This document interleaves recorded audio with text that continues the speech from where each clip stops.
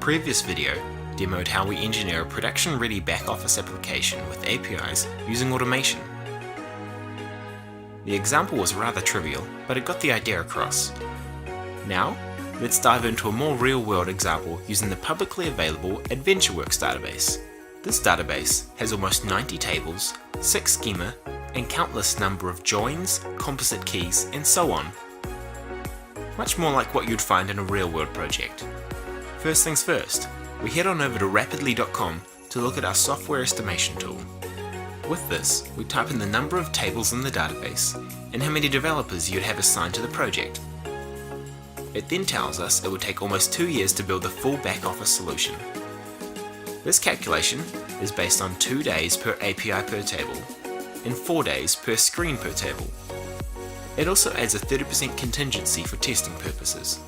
This being Rapydly, however, we can do it almost instantly.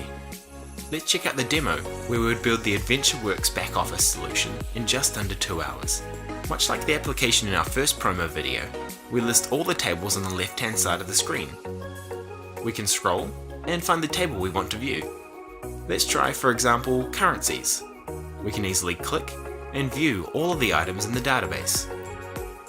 We can sort or filter to find any row that we want. We can also dive in and see or edit any of the information about that entry. With databases of this size, it could be helpful to have a visualization of the database and see how tables really interact. With our database overview screen, that's easily achievable. Not only can we see dependencies within the database, but we can also identify distinct units of work as well as the relative sizes of the tables. Let's work through a real use case of this AdventureWorks back office. Imagine we have a mobile app, and one of our users have emailed the help desk saying that the price on one of our clothing items seems incorrect. First, we'd start by looking at our products category.